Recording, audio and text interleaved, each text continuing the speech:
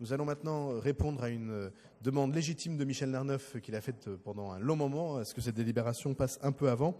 Et donc je vais lui demander de présenter les délibérations, je vais y arriver, concernant les projets d'urbanisme. Michel Nerneuf. Quel plaisir de parler à cette heure-ci devant une foule énorme, ce qui n'est pas toujours le cas quand on passe à 11h ou 11h30.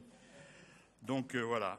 Je vais commencer donc par 3 délibérations qui concernent 3 directions. Et je présente parce que c'est de l'urbanisme, mais c'est aussi de la jeunesse et des sports, et c'est aussi des espaces verts. Donc je pense que mes collègues s'exprimeront aussi, s'ils le souhaitent, bien sûr. La première, c'est le lancement donc, de la construction du gymnase fort attendu au 122 rue des Poissonniers, gymnase qui sera accompagné de locaux sociaux pour les jardiniers, de l'extension du jardin public, puisque toute la partie du terrain qui est actuellement consacrée en attente pour le gymnase ne sera pas utilisée pour le gymnase, et donc une partie du terrain sera rendue au jardin public, et de la création d'une exploitation agricole urbaine sur la toiture. Il faut rappeler ici que le 18e arrondissement comporte actuellement 8 gymnases, ce qui le place en 15e position en 2015 concernant les gymnases et salles de sport par rapport donc aux autres arrondissements. Alors, il y en a d'autres qui sont prévus par la suite, puisqu'il devrait en arriver un à Chapelle Internationale, et j'espère d'autres par la suite que nous arriverons à mettre quelque part. L'ensemble du projet est un coût global de 12 millions d'euros, et le début des travaux commence fin 2017 avec une livraison en août 2019. Si mes collègues veulent dire quelque chose. Philippe Durand. Oui, je voulais parler par rapport au gymnase des Poissonniers, où sur le toit il y aura de l'agriculture urbaine, et je sais que l'agriculture urbaine a été questionnée sur sa nécessité par rapport à nos villes. C'est aussi, l'agriculture urbaine a pour objet de participer à la ville nourricière et pas du tout à la ville consommatrice. En dehors de l'aspect alimentaire de l'agriculture urbaine, elle participe aussi à une notion d'amélioration du cadre de vie, de l'amélioration paysagère, et aussi de tout ce qu'on appelle les circuits courts, puisque l'option qui est prise sur sur le toit du gymnase des Poissonniers, ça sera une agriculture de proximité ouverte sur le quartier, et qui sera exactement la même chose aussi sur Chapelle Internationale, dont Michel va nous parler un petit peu plus tard. Merci beaucoup. Michel Nerneuf, pour continuer. Alors, le deuxième projet, aussi commun aux 3 directions, c'est la démolition et reconstruction de l'espace du centre d'animation Hébert, au 9 rue Tchaïkovski. Cet équipement, actuellement, est difficilement identifiable dans la position où il est. Ses locaux sont insuffisants et une étude d'une restructuration lourde du bâtiment ne permet pas d'apporter d'amélioration significative. Et donc, pour cela, il a donc été décidé à la fois de le démolir et de le rebâtir à l'arrière de la parcelle de la rue Tchaïkovski. Cet équipement comprendra par la suite un pôle musical composé de 2 studios d'enregistrement. Il comprendra également différentes salles polyvalentes pour accueillir des activités d'expression corporelle, et enfin des espaces seront réservés à l'accueil du public. À noter aussi que les terrains de sport du gymnase voisin seront aussi réaménagés dans la continuité de cet aménagement plus global. Je pense que mon collègue Cédric a quelque chose à dire pour la période intérimaire. Je vous le confirme. Cédric Daveny, puis Pascal Julien. Vous pensez bien, mon cher Michel Nerneuf. Et heureux de vous assister sur cette délibération éminemment importante à la fois pour le 18e arrondissement, les centres d'animation, et puis le quartier, bien entendu, Chapelle-Nord. Il a fallu se rendre à l'évidence qu'une réhabilitation, rénovation de ce site était totalement impossible. Et donc, voilà, j'accueille avec une grande satisfaction l'opération, bien entendu, si vous la votez, de démolition, reconstruction de ce centre. On sera très vigilant à veiller, bien entendu, que dans le cadre de cette opération de démolition, reconstruction, les clauses d'insertion sociale puissent privilégier l'emploi des jeunes, et qui plus est des jeunes du 18e arrondissement. Il me semble aussi qu'il y a une chose qui est importante, c'est que le TEP, qui est aujourd'hui un espace ouvert, donc à la jeunesse du 18e arrondissement pour pratique de différentes activités et sports, l'opération tiroir devra être en tout cas la plus courte possible pour permettre encore une pratique libre et sportive. C'est un point qui sera important. Seul petit écueil, à mon avis, mais sur lequel on sera vigilant, c'est le délai des travaux, puisque, si je ne me trompe, on est sur un délai qui doit courir normalement de fin 2017 pour une réouverture sur 2019, et on sait combien nous avons besoin de structures jeunesse, en tout cas sur ce quartier pour ce qu'il est et pour ce quartier pour ce qu'il doit devenir. Merci. Avant de redonner la parole à Michel Lerneuf, Pascal Julien. Merci. Alors nous approuvons sur le fond cette délibération, mais en l'accompagnement de plusieurs questions. La première, c'est qu'effectivement, on délocalise le centre. Très bien. On va l'ouvrir, ça donnera rue Tchaïkovski. Si je comprends bien, ça sera donc là où il y a actuellement le terrain de sport à ciel ouvert, très pratiqué par les jeunes du quartier. Si j'ai bien compris, ce constat me conduit à poser première question. Que va devenir la parcelle de l'actuel centre? Pense-t-on au caractère aéré de ce quartier, auquel on tient? Quand je dis on, c'est les riverains, avec qui j'en parle beaucoup, qui viennent m'en parler, qui s'inquiètent justement de quelques mutations à venir, qui peuvent toucher par exemple la crèche à côté, où visiblement il va y avoir un mur qui va s'élever, là, qui est un R+8. Donc toute cette partie-là, qui offre un espace de respiration, va donc être comblée. Deuxième question à la clé, ce terrain de sport accessible, librement, est très utilisé, j'habite juste à côté, je peux le constater. Est-ce qu'il sera remplacé? Est-ce qu'un équipement équivalent sera mis à la disposition? Je me souviens, Daniel Vaillant est parti, je me souviens qu'à l'époque, avant 1995, l'ancien maire avait voulu implanter sur le terrain de sport une maternelle et qu'il y avait une opposition massive de la population et on avait fait échouer ce projet pour préserver ce terrain de sport à ciel ouvert, utilisable librement par les gamins du quartier. Ça, c'est une première question. Enfin voilà, un petit peu le type de question. Ensuite, il y en a d'autres. J'ai entendu un petit peu ce que vient de dire Cédric Deveny, mais je vais être bien rassuré. Il y aura donc pendant la période intermédiaire, qui va quand même durer facilement 2-3 ans, 2 ans en étant optimiste, 3 ans en étant réaliste, et plus, malheureusement, comme ça arrive parfois. On est donc rassuré. Il y aura toujours une offre d'activité importante pour ce quartier. Je veux quand même rappeler quelque chose, c'est que le nombre d'acteurs, enfin d'inscrits, de pratiquants de ce centre a été divisé par 2 après la réforme qui avait été faite par Madame Autain sous la mandature de la Noé, l'unification des tarifs. Conséquence, on quitte le tarif associatif, on passe à un tarif de type caisse des écoles et paf, moitié moins de gens, ça n'a jamais été rattrapé depuis. Il y a quand même si ça ne suffit pas à tout expliquer, c'est quand même un facteur. Or, on est dans un quartier où, ça a été dit, il y a des effets de bande, il y a le collège Daniel Mayer, il y a tout un tas de choses, je ne vais pas raconter la situation, mais on a vraiment besoin d'un équipement efficace à cet endroit-là.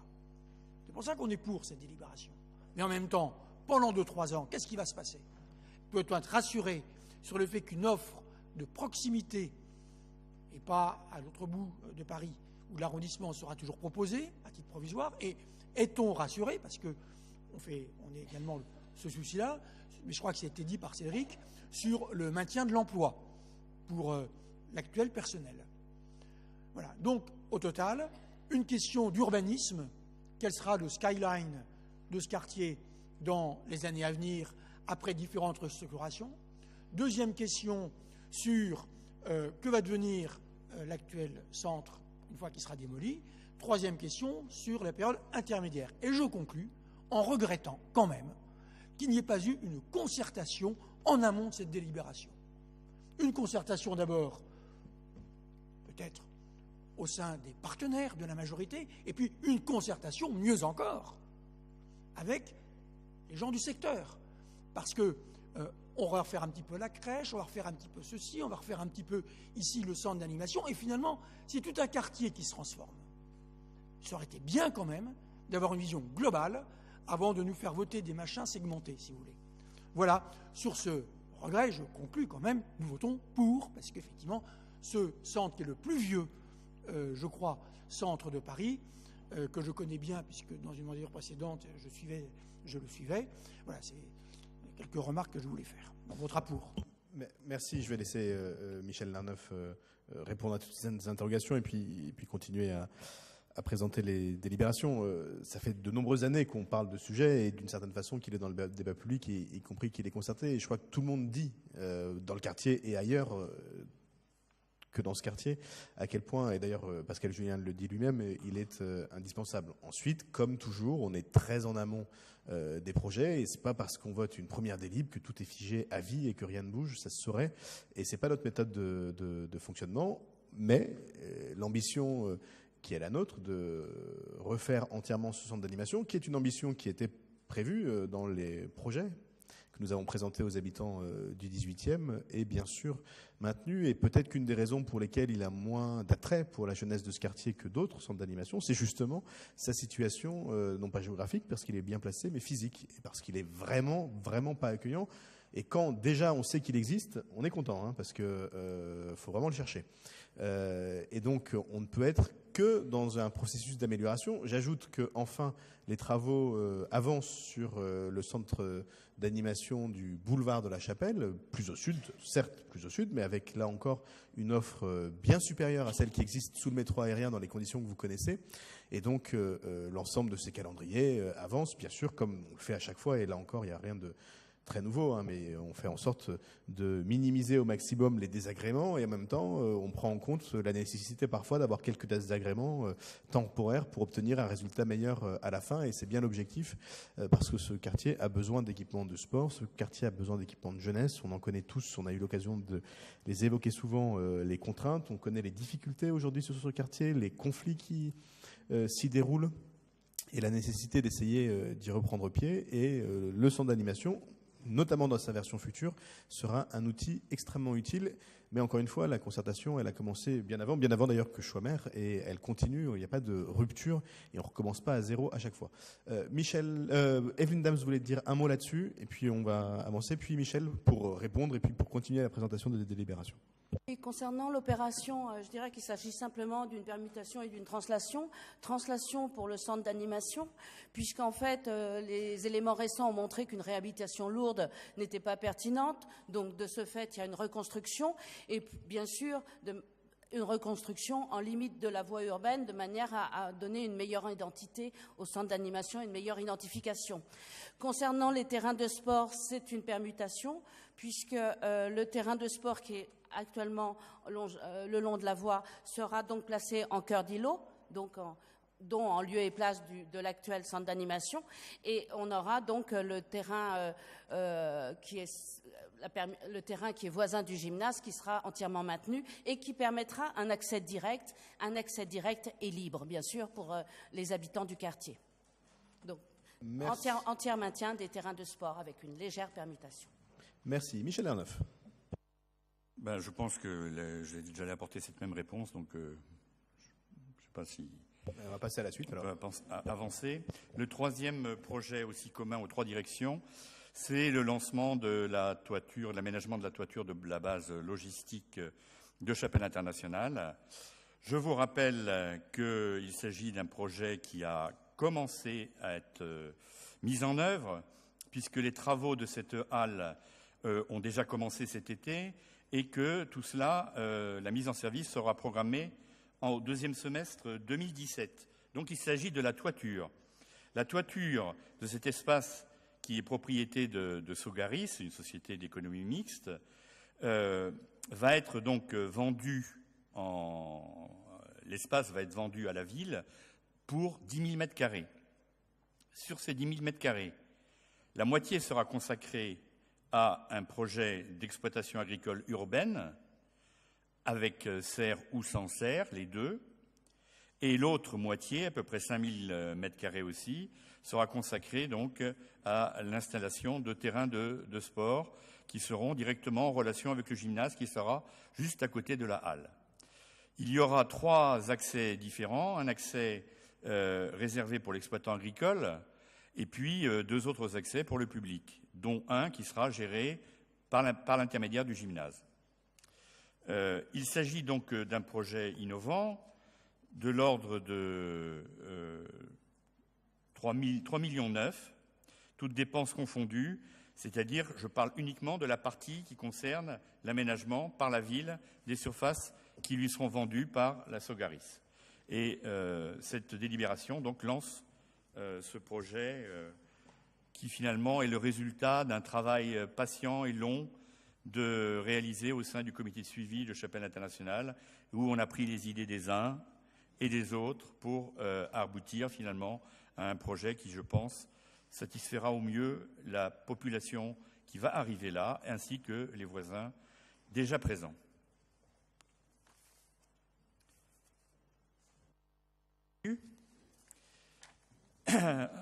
Ce coup-ci, on revient à l'urbanisme seul. Secteur d'aménagement Binet. Il était donc promis depuis longtemps dans la concertation de faire que la ville mette à disposition des habitants une salle polyvalente. Ce projet va enfin voir le jour, puisqu'on est actuellement dans la phase où la partie qui est au fond, sur le long du périphérique, va être construite. D'un côté, il y aura un hôtel, on n'en parle pas ce soir, mais de l'autre côté, ça a donc été transféré à la RIVP pour une pépinière d'entreprise. Et la RIVP, qui va construire la pépinière d'entreprise, construira en même temps, juste à côté, donc à l'angle de la rue Maurice Grimaud et de la place d'Orléac, la place Françoise d'Orléac, va construire cette salle polyvalente qui aura une capacité d'accueil de 225 personnes, et ce qui permettra à la fois aux associations de se réunir et de faire des fêtes, voire aux fêtes de mariage ou autres célébrations de notre vie civile et moins civile. Voilà ce que je pouvais dire sur cette promesse qui avait été faite et qui va voir sa concrétisation. Le coût, le montant, va se porter au prix de 580 888 €. Un mot peut-être sur cette délibération fort utile et bien sûr bienvenue. C'est un objet assez nouveau pour la ville de Paris que cette salle polyvalente qui n'est pas gérée directement par une direction et donc il faudra qu'on travaille avec l'ensemble des acteurs du quartier sur la façon dont elle sera gérée, puisque comme on a pu le faire d'ailleurs sur la cité Tragère, quand on invente des nouveaux modes, enfin la salle polyvalente c'est pas très nouveau partout ailleurs sauf à Paris, parce que dans tout le reste de la France les salles polyvalentes tout le monde connaît, mais dans un arrondissement aussi nombreux que le nôtre, plus de 200 000 habitants, c'est un peu plus compliqué à gérer que dans un village de 300 habitants, et donc il va falloir trouver les modalités de gestion pour permettre à chacun d'en bénéficier, les associations, mais parce que c'était aussi une demande du quartier, et c'est aussi une façon d'innover, si on peut dire, de permettre à un certain nombre de particuliers d'y avoir éventuellement accès pour des événements familiaux. On sait que dans ces quartiers, les appartements sont petits et donc il est parfois difficile de trouver un lieu pour célébrer un moment de vie familiale important. Et donc voilà, donc on innove dans le classique, mais on innove pour Paris et je pense que c'est une très belle chose, mais j'ai bien conscience qu'il va falloir y travailler. On a largement le temps d'ici à la réception du bâtiment, mais ça va faire partie des sujets importants. Philippe Durand. Oui, simplement pour préciser autour de cette salle polyvalente que c'est vraiment une vieille revendication du quartier qui a au moins 15-20 ans, puisque c'était récurrent, etc. Et que enfin, grâce à la rénovation de l'îlot Binet, cette demande va pouvoir être satisfaite. Merci. On va peut-être finir de présenter les délibérations et puis on va passer au vote. Il y en a encore un paquet, hein. Oui. Alors, là, c'est un marronnier, c'est-à-dire que c'est l'approbation des éléments financiers des traités de concession d'aménagement arrêté au 31 décembre 2014. Je la fais 2 ou 3 fois par an. Ça vise pour nous l'opération Château Rouge, qui, je vous rappelle, de toute façon, maintenant est terminée, puisque le mandat de la CEMAVIP s'est arrêté. Il en ressort un excédent prévisionnel conforme à ce qui était attendu. Ça concerne aussi, évidemment, l'opération Binet, même chose. Et ça concerne aussi la ZAC Pajol. Je ne sais pas pourquoi elle continue à revenir, parce que la ZAC Pajol, elle est finie. Et donc, j'espère qu'ils ne vont pas nous laisser ça pendant encore 10 ans. Mais voilà, je vous invite à voter favorablement cette délibération. Ceux qui veulent en savoir un peu plus n'ont qu'à la lire. On fait la dernière sur Philippe de Gérard. L'acquisition de la Soreca. Donc, il s'agit de la parcelle qui est située 99Z rue Philippe de Girard, qui en réalité est la parcelle arrière du bâtiment 72 rue Max Zormois, qui, là où il y avait la librairie avant. Et comme vous le savez, cet immeuble va être démoli pour être reconstruit. Et en réalité, comme l'immeuble actuel avance un peu sur la voirie, eh bien, la ville va racheter à la Soreca le 6 mètres carrés dont l'opérateur n'aura pas besoin, que nous allons payer quand même cher, puisque c'est 3 000 € hors taxe, ce qui fait cher du mètre carré. Voilà pour les délibérations urbanisme. Merci, mais il faut bien qu'on s'occupe aussi des détails et le moindre mètre carré à Paris est important. Si sur ces délibérations qui concernent les questions de grands projets urbains, il n'y a pas d'autres demandes d'intervention, je vais vous proposer de les voter, à commencer par la DPA 72, donc sur le gymnase du 122 rue des Poissonniers, qui est pour unanimité, je vous en remercie. Sur le centre d'animation Hébert, même vote, même vote. Sur la toiture de Chapelle Internationale, même vote. Même vote. Sur la salle polyvalente Binet, même vote. Sur le compte-rendu financier annuel dont nous a très bien parlé Michel, même vote. Parfait. Et enfin, sur la parcelle de 3 mètres carrés du 99Z, même vote. Je vous en remercie.